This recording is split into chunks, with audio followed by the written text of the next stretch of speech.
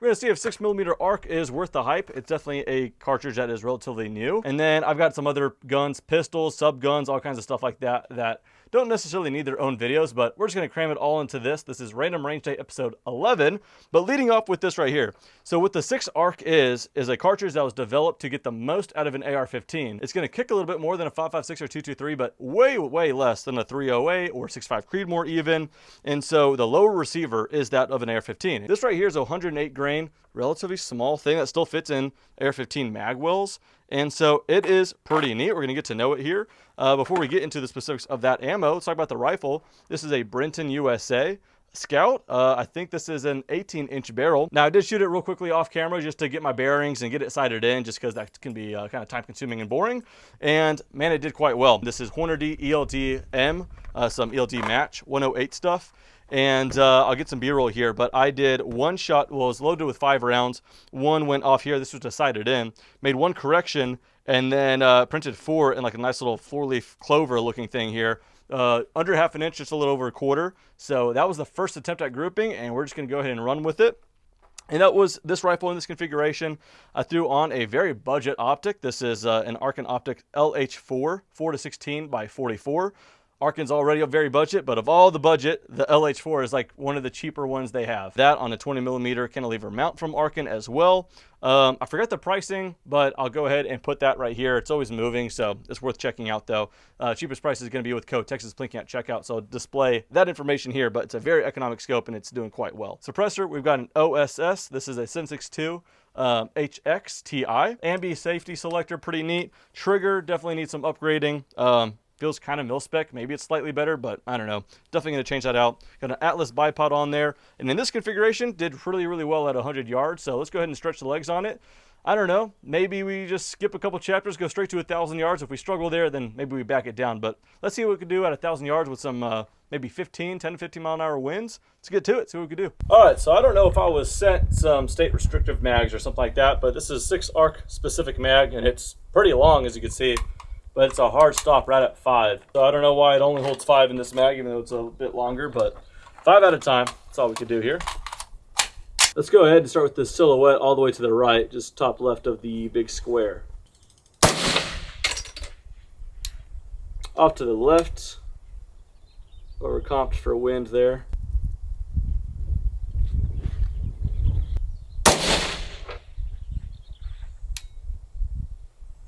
There we go. Oh, it just left. I thought I might have held a little too left there.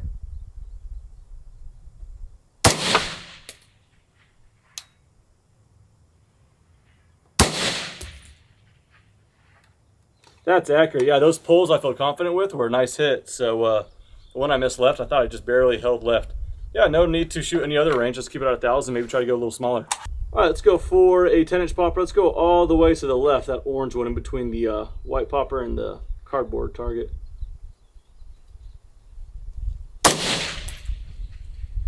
Ooh, I think it's just above it.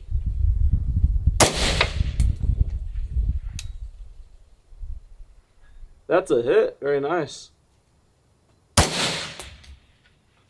Oh, just left of it. That one sailed high for some reason.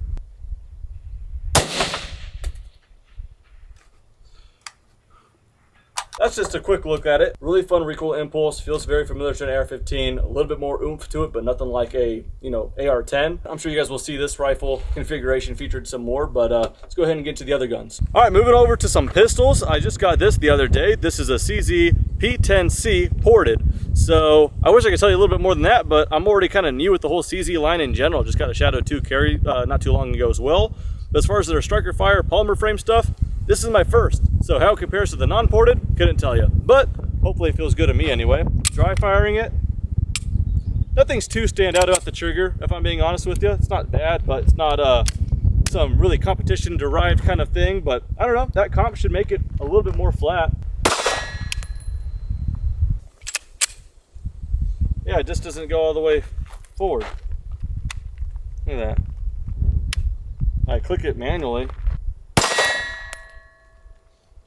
And then there's still space. I click it forward again.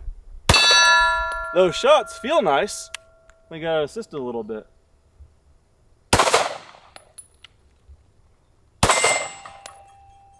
I don't know what's going on. Oh, that one's good.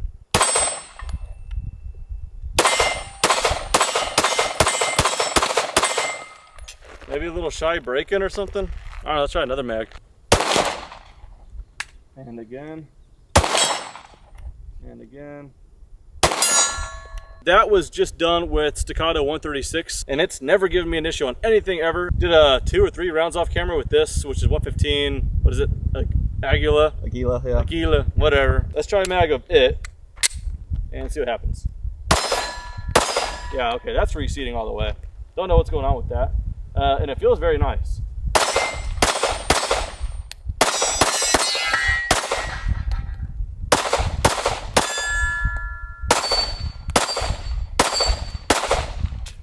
Well, I need to shoot a little bit better, but it's fairly flat, man, everything considered. Don't know why we're having such issues with the 136, because I've never had issues with it before. Just an odd combination there. They didn't like each other. Guess that happens sometimes, but feels good. All right, from one handgun to another, it is yet again another Striker Fire polymer frame gun.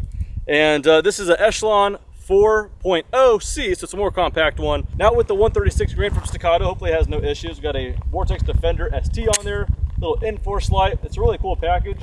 So let's go ahead and see how I like it.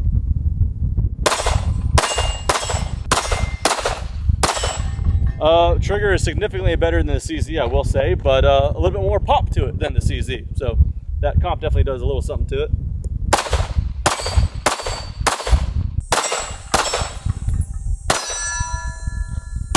Go for these little falling circles to the right here. Very nice. Let's go with this plate rack to the left.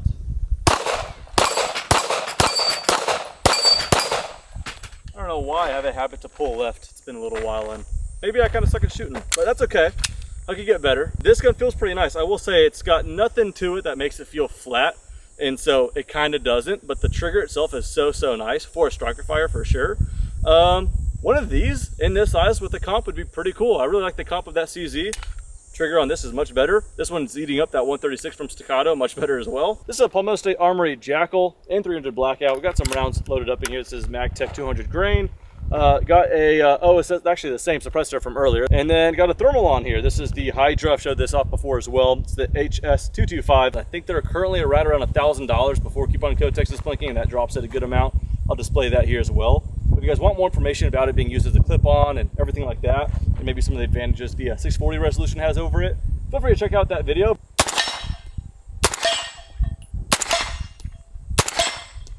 Do you have any, oh, here we go, we got this little guy.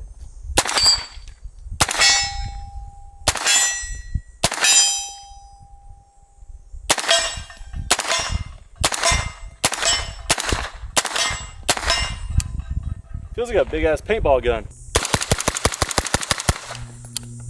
Dude, that runs so nice. All right, here we got a CMMG Dissent in 9mm. This one here is the G model, Mark G. So it takes Glock mags, 9mm, like I said. Got a Vortex Spark Solar on there as well for suppression. This is new for CMMG. This is their zeroed line of suppressors, pretty economic, stainless steel, kind of no thrill suppressor, but hub compatible. All right, let's go ahead and just throw it into some dirt to get some sound. To be honest, this little SB Tactical brace, I thought it'd be a little softer, but the whole gun in general, not as soft as I was expecting, but it's not bad either. This one's got a little bit of shoulder pop to it. Nothing crazy, kind of gassy with the 36K, not gonna lie.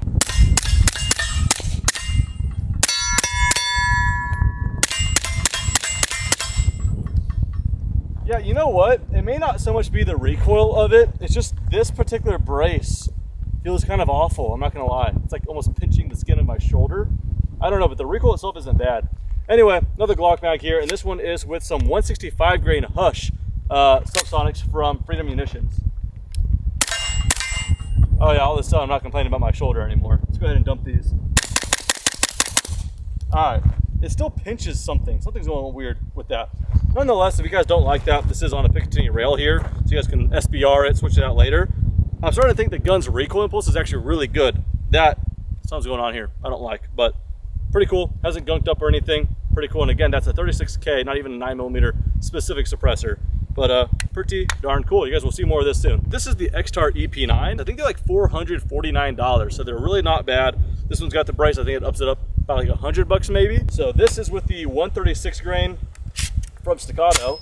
Action itself, not gonna lie, doesn't feel great, but doesn't need to shoot rounds, right? Let's go ahead and see what it's all about. And I don't know what magic they're doing with it, but it doesn't feel as snappy as most direct blowback 9mm, and for considering how light this thing is, I don't know why it shoots that smooth, but it does.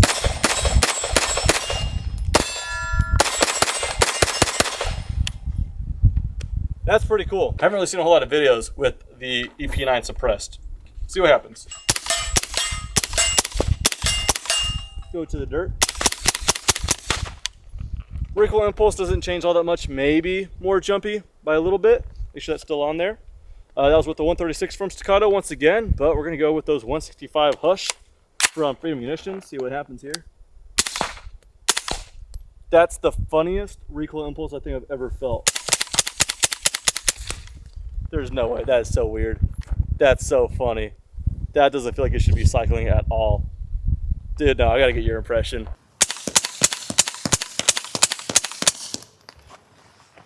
Is that bizarre? Feels like a big airsoft gun. That's just something weird to get used to, man.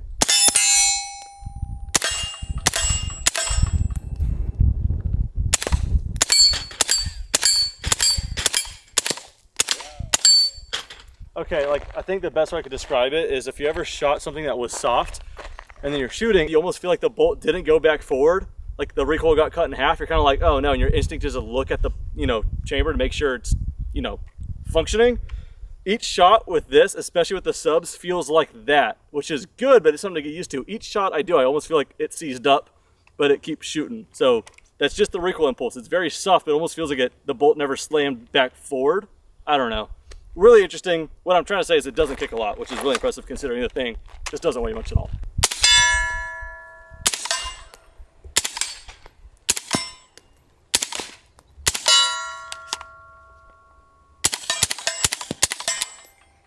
Well, that's the last one we didn't get locked back on. But I mean, the whole thing is just so silly. I think for longevity, or not longevity, but for dependability, if you're trusting your life with this thing, I'd probably run something a little hotter than that. But that is hilariously smooth and soft. And I guess, I don't know what my expectations were, but it's neat for sure. It gets very, very toasty up here. You gotta be careful with where you grip it. But for the price point and everything, pretty cool gun. Again, some guns I wanted to come out here, just get some little impressions with, figured to get the camera going. Little random range day for you. Thanks so much for watching. See you guys next time.